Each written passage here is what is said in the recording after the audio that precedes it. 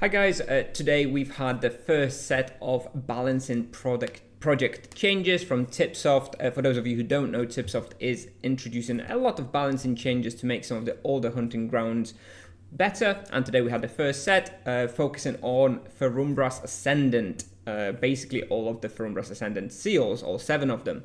And we've had quite a number of changes, some decent, some not so decent, and anyway, I figured, I would go through some of these changes with you here, and on one hand highlight, the changes that we have to the Ferumbras seals and maybe how viable those will be, but also something that's more interesting to me is the sort of side effects from these changes onto other hunting grounds. These monsters on Ferumbras seals are also present all over Tibia, in Pits of Inferno, Inquisition, Oromond, and those spawns will also be impacted.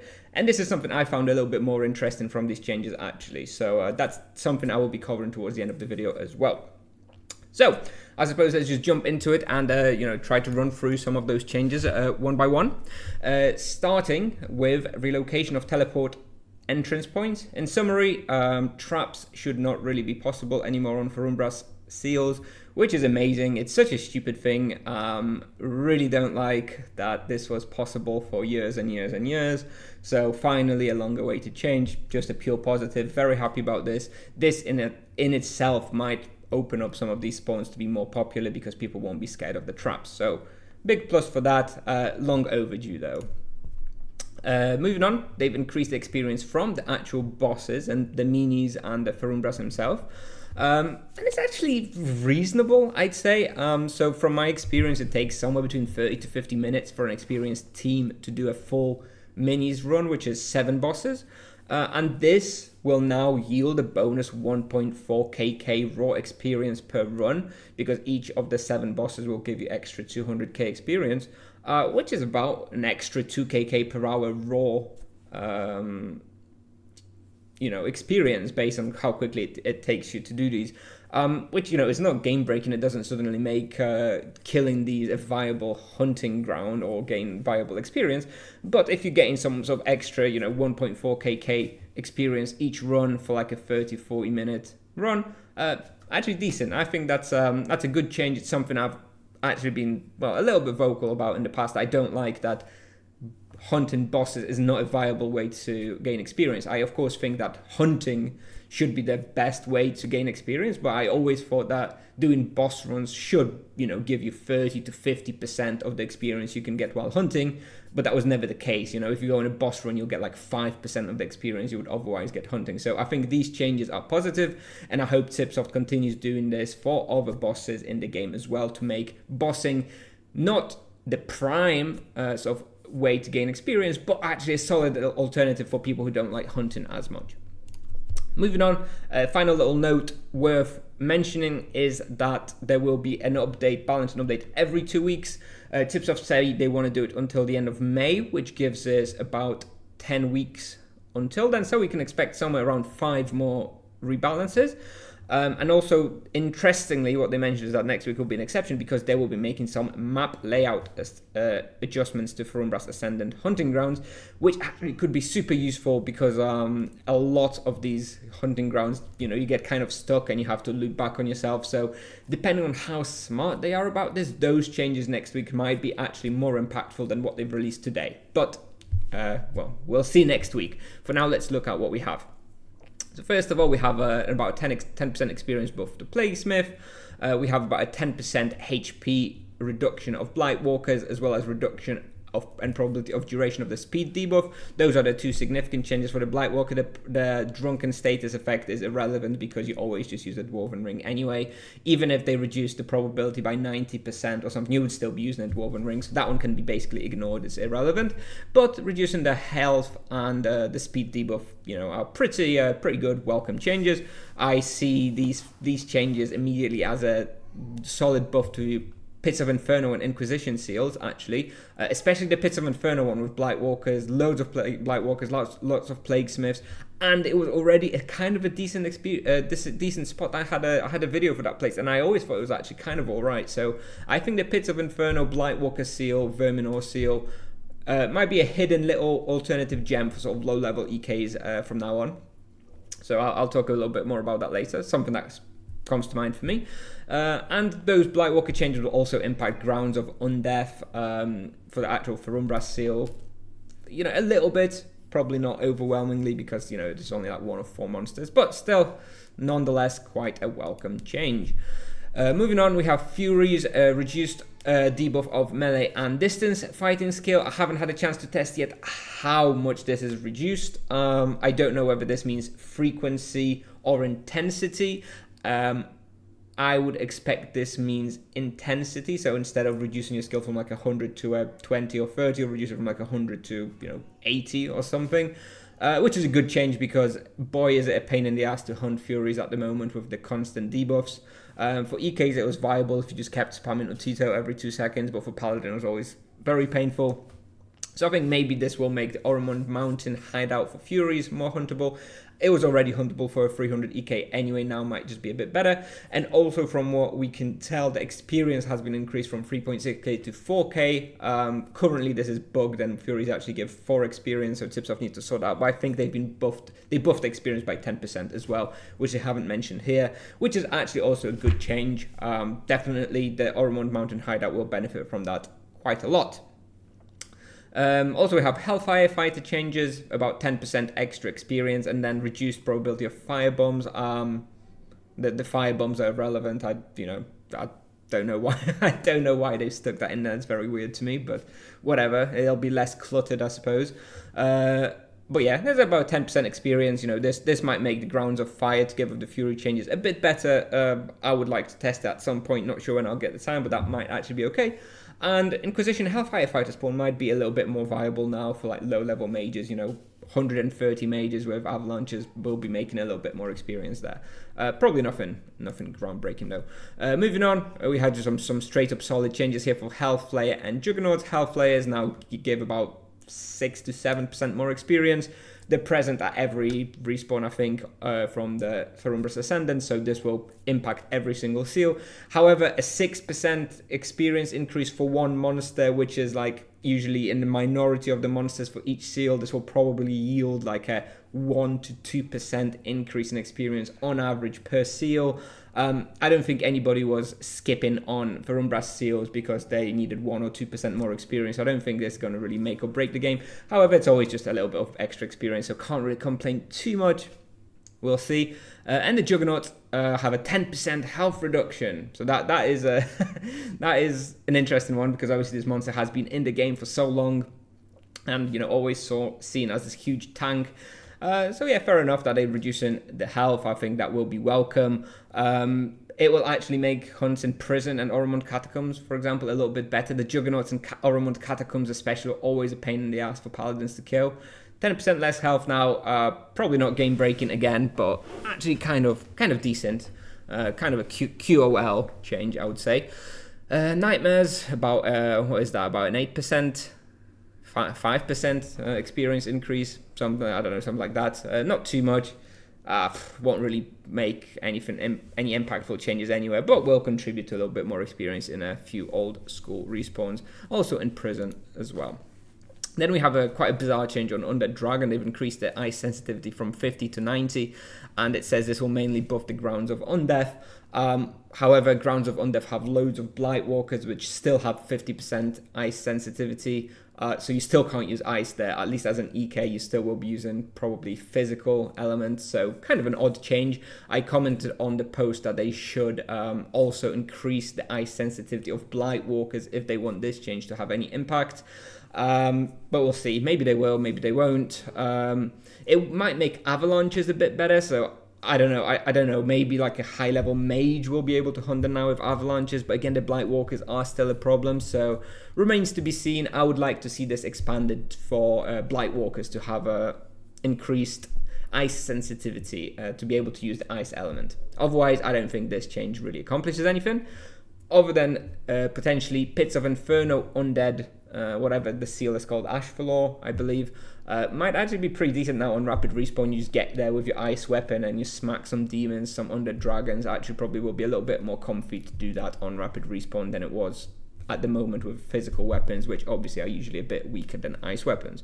So that might be a small buff coming from this. Then we have a Hand of Cursed Fate changes. This one is probably the most significant change to any one monster. So we've got about a 12-ish maybe percent reduction in hit points, which is a lot. That is a lot. With significant reduced flee threshold, which is amazing. I'm not exactly sure what the threshold is. I hope it's, low, much lower, 5% maybe instead of whatever it was, like 50%. Reduced mana drain damage, which is also amazing because the mana drain was a huge problem when hunting them solo as a sort of lowish EK. And the final line about some debuffs on players cannot trigger simultaneously, don't know exactly what it means. It might mean that mana drain might itself, in addition to being reduced, might trigger less frequently, which, is a pretty big change. So I think this has a very good impact to Inquisition, Dark Torturer seals. Hands of the Cursed Fate will be a lot weaker, make that place a lot better for EKs. Maybe even a little bit more viable for other vocations, although I don't quite know if anybody else could hunt that thing. There's still debuffs to distance for Paladins, so probably still not viable. Might just make it better for EKs. And it's a solid buff to Grounds of Despair, which were already probably one of the most popular Ferumbras seals anyway, right? Hunted by like high-level Paladins solo. Now this is just a straight-up buff to that. Might actually be killable by Paladins, depending on that fleet threshold. And finally, moving on, we have a reduced probability of summoning copies as phantasms. I don't know what this is supposed to accomplish. I think this is pretty garbage change, to be honest. I don't really know that this impacts anything anywhere. It might make boss checking and Pits of Inferno a little bit easier when you're running through to check for the Phantasm boss or running from seal to seal. That's about the impact of this change as far as I can tell so far. Anyway, now we're going to just jump into a couple of slides where I actually review how much impact I expect these changes to have. First, we're going to take a look at the actual Feru seals impact. This is what Tips of was actually targeting, and after that we'll take a look at the impact to some other hunting grounds that are not Feru seals. So, significant impact, I think there's none. I don't think any of the Ferumbras seals will be significantly impacted by any of these changes just yet. They're all, small little tweaks and improvements, and that's great, and some of these places will be better, but I wouldn't classify any of them as significant enough to really make any of these hunting grounds like amazing. They're just solid changes, and fair enough, but nothing amazing. Now, moving a little bit down the tier, I'm going to look at mid impacts, so sort of these decent changes that might actually make the ground kind of more viable, more okay, but nothing crazy. So we have the Grounds of Undeath. There's the Undead Dragon Seal. This is where basically the changes to Blightwalkers make this hunt a little bit better. Reduced health of Blightwalkers, reduced paralyze of Blightwalkers will make it a little bit better. But without some layout changes and without some additional changes, maybe to the ice sensitivity of Blightwalkers, still probably not going to be that amazing. Maybe a little bit better for Paladins now. We'll have to see. I think this one is like mid-impact. I think it's decent enough. Then we have Grounds of Plague, which is Pumin. This one is just a straight-up more experience, about 10% more experience for Plague Smiths, 7% more experience for Hellflayers. Can't really complain about that too much. It'll probably result in like a 3 to 5% overall increase in experience at Pumin, so, we'll take it. And then we have, sort of mid-impact changes to Grounds of Fire, which is basically the Furies, Hellfire Fighters. This will kind of depend on the actual numerical changes to the skill debuff of the Furies, how impactful that is and how much more comfortable it is to hunt there. However, the Grounds of Fire itself is just badly designed with regards to density and the layout of the whole place. So even if the numbers of the monsters are good, unless there's some serious layout changes in the Grounds of Fire, this place probably won't be that good anyway. So I'm looking forward to some changes in the layout. Now in the next tier we have some sort of low to mid impact, and here I would put the Grounds of Destruction and Grounds of Despair. So this is the health reduction of Juggernauts. They're one of the 3 monsters there. You've got loads of Vex Claws and Hellflayers as well. So yeah, this will be decent enough. It'll make the pulls a little bit faster. The Juggernauts will die a bit faster. But I don't think it's really going to make or break this pawn. It'll give you a couple % more experience, but that hunting ground wasn't that good anyway, so it's not really going to really make this viable yet. And we've got the low impact Grounds of Despair based on the hands. So this kind of is a big question mark because, as I said, this is mostly hunted by Paladins at the moment. So it depends whether the changes to the hands flee threshold will actually make it so that paladins can kill them now instead of letting them just run away at mid health, because if they can kill them, then this will actually be significant enough for them to sort of increase their numbers, but I don't think it really changes that much otherwise. And finally, we have no very low impact changes would be to Bazir. The only changes to Bazir are the Nightmare experience increase, which is like negligible, and the Phantasm change to the summons, again negligible. I don't really think it changes anything. To me, Bazir is still completely dead in the water. Nothing viable here, and there's basically no impact to Grounds of Damnation. The only change is basically the extra experience from health layers, but there's not that many of them, and I know a lot of them get trapped anyway when EKs hunt the solos. I don't really think Grounds of Damnation will change at all. So the bottom line, in my opinion, here is that we have a lot of small changes which will just bump a lot, some of these hunting grounds a bit up, but ultimately nothing that will make these now so viable that loads of people will run to these. Once the novelty of the changes runs out in a few weeks, it'll probably be back to how it was unless some more changes are made. I'm mostly looking out for some map and layout changes, maybe some density changes, because that's really what's needed in some of these spawns. So let's wait and see. Maybe next week the changes will be significant, and we'll actually see some good improvements. I would like to see some changes to Bazir, because unless they really rework Bazir Seal, then that one's going to be dead forever. So I really hope they work on Bazir Seal. It used to be my favorite one for EK standing in the wall. Now it's totally useless, so I hope they change it somehow so it's actually viable. Anyway, wait and see next week. So let's not skip ahead. Now we have other spawns impact. So this is the review of what I think will be the good impact for spawns outside of Ferumbras Seals. So basically unintended changes, I suppose, from Tipsoft, though I'm sure they thought about these anyway. But yeah, just from my knowledge of other spawns in the game, this is what I think will be the most impactful. So I believe the Verminor Seals, VATS, Inquisition will be probably the number one benefiting respawn from these changes. I think a 300 EK, solidly skilled, will be able to make a decent hunt now at Pits of Inferno Verminor. For Inquisition, VATS probably a little bit higher, and it's not going to be as impactful because the density and the layout of the place is a little bit worse. It's too big. But I think the Pits of Inferno Verminor Seal, especially on like a 2x respawn in Venora, is going to be quite good. I would definitely check that one out. Similarly, Inquisition VATS into Battlefield Loop should be considerably better. On Battlefield, you have Furies, Hellfire Fighters, Juggernauts. All of these monsters are like slightly buffed here and there, so I think this one might be more viable. We'll see.